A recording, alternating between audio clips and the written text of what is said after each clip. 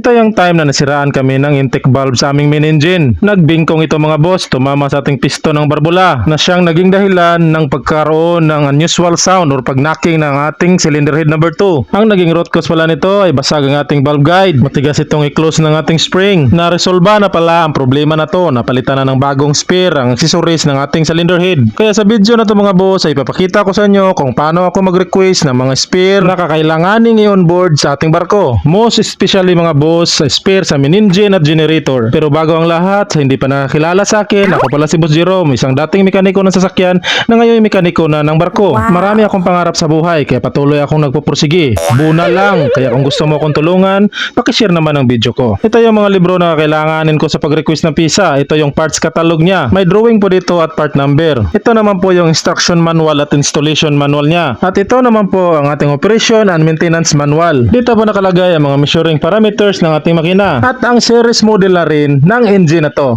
Ito palang makina na to ay made in China. Mas kilala ang makina na to sa tawag na Weichai Marine diesel engine. Maraming variation of horsepower at kilowatts ang makina na to. Ang model pala nito ay X170Z series. Bakit pala series? Kasi marami silang ginawa na modelong makina na katulad nito na magkaparehas lang ang PISA. Mayroong 8 cylinder, 6 cylinder, mayroong pang marine type, mayroong namang pang land type, mayroong supercharger, mayroong pang generation at pang propulsion. Meron ding battery start at saka air start. At iba-iba po ang mga RPM ng makina na to. Ngayon po pala isinulat ko na ang mga kakailanganin ko na pyesa katulad ng intake valve, exhaust valve, valve rotating mechanism at saka itong itinatawag natin na valve spring retainer, valve lock, valve guide at saka head gasket at mga o-ring sa pirol nito. So lahat ng request ko dito ay pang-accessories lang talaga ng ating cylinder head. Ngayon pagkatapos natin isulat ay hanapin natin ang kanyang totoong modelo dito sa ating operation manual. Ito po ay X170 series. Pero marami po ang series nito mga boss. Kaya kailangan natin mahanap ang totoong pangalan or modelo ng makina na to. Sa nameplate pala ng makina na to ay wala nakalagay na totoong modelo niya. 170 series lang ang nakalagay doon. Kaya sa tulong ng ating operation manual ay malalaman natin ang code meaning ng model ng X170Z na marine engine. Makikita sa ating parts catalog ang mga number at mga drawing ng ating cylinder head kahit anumang klaseng parts ng makina na to. Makikita din dito ang iba pang mga model ng makina na to at ang mga parts number ng mga pyesa. Ganon na din ang quantity na kailangan at mga pangalan ng mga parts. Dito natin hahanapin ang totoong modelo ng makina na to. Kahit na series model ito ay hindi tayo pakakampante dahil meron itong marine type at land type. Ngayon mga boss ay dito tayo mag-base sa kanyang code and meaning. Isusulat ko dito ang X170Z.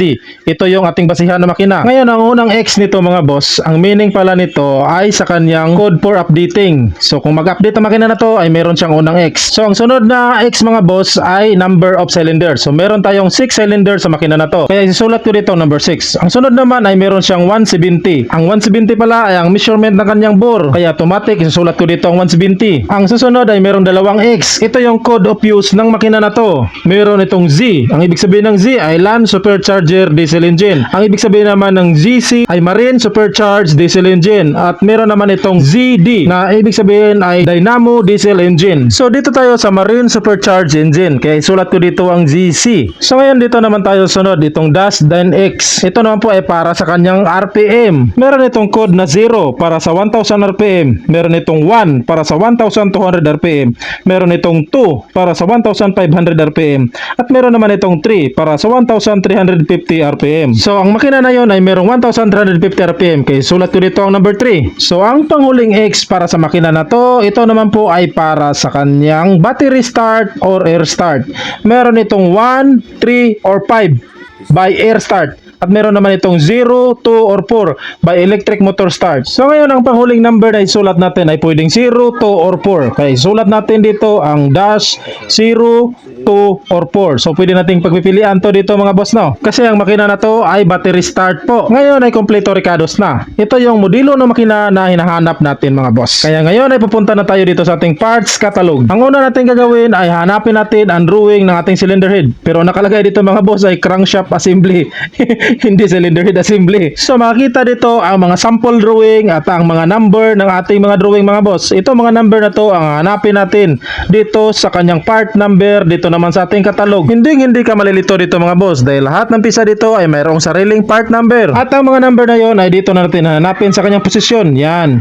So ang sunod na hanapin natin ay itong modelo na 6170 ZC-3. So dito natin siya hanapin sa kanyang type ng modelo ng makina na to. So ang hinahanap ko dito mga boss ay itong pinakamalapit sa 6170 ZC-3 or pwede 0, 2 or 4. At ngayon ito yung pinakamalapit niya na modelo mga boss no. Kaya sisirkulan na natin tong GC-3. So itong GC-3 mga boss no ay lahat ng quantity ng mga parts ay nandito na nakalista. Yan, ito yon. Kaya ngayon kompleto recados na. Kaya una natin hanapin ang intake valve at saka exhaust valve. So dito ang mga barbulan niya na drawing. Meron itong number na 10 at saka 9 mga boss. Ngayon hanapin natin sa position number. Itong number 9. Yan. At saka ito yung kanyang part number. Yan, tail number ang nakalagay dito mga boss no. 170Z.03.22A. So ngayon ito yung ililista natin na part number. Tapos hanapin naman natin ang part number ng GC-3. Ito yon, may 12 siya na quantity ng barbula na to mga boss no. Itong 12 mga boss ay sa buong silindro na po ito. Kaya sisirkulan ko na to. Ang sunod naman natin hanapin ay ang totoong pangalan ng pyesa na to. Kung ito ba intake or exhaust valve. Ito po ay exhaust valve mga boss. Kaya sisirkulan natin. Kaya na ilalagay na natin ang totoong part number ng kanyang pyesa dito sa kanyang exhaust. Dahil ito yung isusulat natin sa ating request form na ipapadala naman natin sa main office. So itong intake mga boss ay siguro yung number 9 na number. At ito naman po ang final na request na aming ipapadala sa opisina. At makalipas ang 3 araw mga boss ay dumating na ang unang batch ng ating mga request. At habang mag-unbox ako ay magsa-shoutout muna tayo sa aking mga palangga at sulit na mga subscriber and followers. Amping mo tanan, unta o kira mo. Bunal ra, padayon sa pangandoy. So hindi pala lahat ng request natin ang dumating. Meron pa daw second batch kasi wala daw stock ang dynamic. Kaya kung umabot ka dito sa dulo mga boss ay pwede bang wag mo na lang i-skip ang ating ad sa video na makatulong naman to sa akin. Maraming salamat. Peace.